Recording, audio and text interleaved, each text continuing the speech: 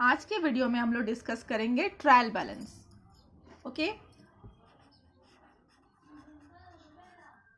Trial balance. Trial balance होता क्या है? सबसे पहले अकाउंट्स में हम लोग क्या करते हैं, हम लोग सबसे पहले जर्नल पास करते हैं, जर्नल एंट्री बनाते हैं, जर्नल एंट्री बनाते हैं। उसके बाद हम लोग लेजर बनाते हैं और उसके बाद हम लोग ट्रायल बैलेंस बनाते हैं। ठीक है, ट्रायल बैलेंस हम लोग इसलिए बनाते हैं ताकि हम लोग लेजर और अगर जर्नल और लेजर में अगर हम लोगों ने कोई गलती किया है तो हम लोग उसको फाइंड आउट कर सके।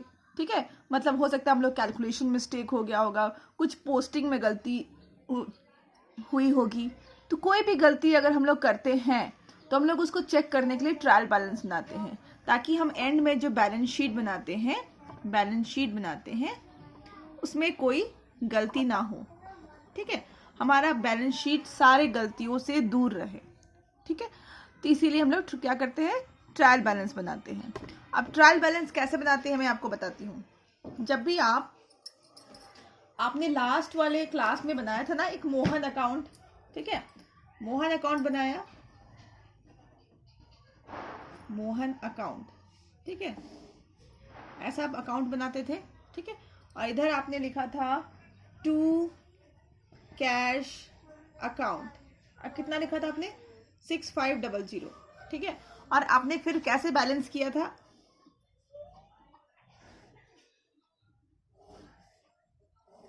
यहाँ पे डेट का कॉलम था।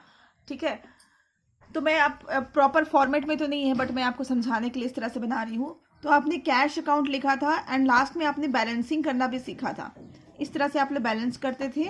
ठीक है, और ये 6500 मतलब जिस भी तरफ ज़्यादा अमाउंट है, ये देख रहे हो 6500, इधर कोई भी अमाउंट नहीं है, तो हम लोग सेम अमाउंट को क्या करेंगे, दोनों तरफ लिखेंगे।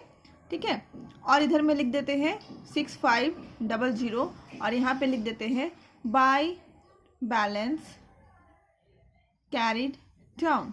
ठीक है, इन द सेम वे हमने कैश अकाउंट भी बनाया था। ठीक है, कैश अकाउंट भी बनाया था और कैश अकाउंट में हमने लिखा था, I am not making proper format, okay, by Mohan account. ठीक है, मोहन अकाउंट बनाया था आपने। ठीक है, मोहन अकाउंट में यहाँ पे आपने कुछ लिखा था 3500। ठीक है, मैं ऐसी बस ले रही हूँ आपको समझाने के लिए। ठीक है, इस तरह से अब हम लोग यही 3500 को दोनों तरफ लिख देंगे और इस तरफ हम लोग कैसे बैलेंस करेंगे, टू बैलेंस कैरिड डाउन, और अमाउंट हमने लिख दिया 3500। इस तरह से हमने लेजर बनाया था लास्ट क्लास में, या फिर लास्ट चैप्टर हमारा लेजर था। ठीक है, जो अब हम यहाँ पे जो अमाउंट हम लोग यहाँ पे लिख चुके हैं, ठीक है, ये अमाउंट यहाँ पे लिख चुके हैं।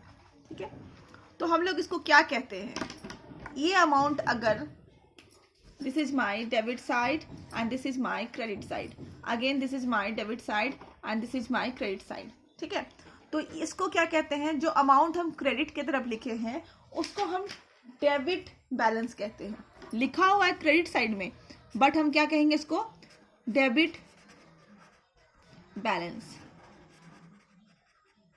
ठीक है, बट और जो हमने बैलेंस डेबिट की तरफ लिखा है उसको हम क्या बोलते हैं, क्रेडिट बैलेंस। ठीक है, तो इस तरह से हम क्या करते हैं, ट्रायल बैलेंस बनाने से पहले हम लेजर को देखते हैं और लेजर का जो बैलेंस दिया हुआ है, ठीक है, जो क्रेडिट की तरफ दिया हुआ है उसको डेबिट बैलेंस कहते हैं और जो डेबिट की तरफ दिया हुआ है उसको हम क्रेडिट बैलेंस कहते हैं। अब क्यों कहते हैं, सिचुएशन इज दिस, आपका माइंड कहेगा ना, पूछेगा ना हम इसको क्यों कहते हैं डेबिट बैलेंस, तो हम इसको इसलिए कहते हैं कि देखो डेबिट में 6500 जो ज़्यादा था, ठीक है, ये यहाँ पे हमें बैलेंस क्यों लिखना पड़ा, बिकॉज ऑफ डेबिट, जो डेबिट की तरफ हमें 6500 ज़्यादा अमाउंट दिखाई दिया और इसको बैलेंस करने के लिए हमें क्रेडिट की तरफ भी लिखना पड़ा, इसीलिए हम इसको डेबिट बैलेंस कहते हैं।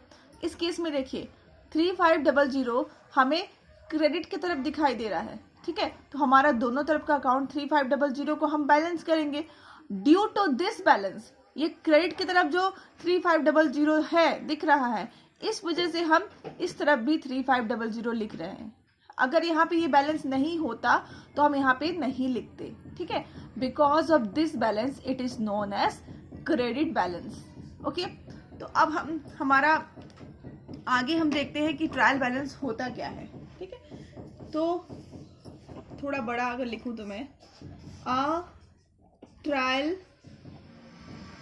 balance, so we can see a trial balance is a statement prepared with the debit and credit balances of the ledger account to test the arithmetical accuracy of the book, ठीक है। तो trial balance क्या है?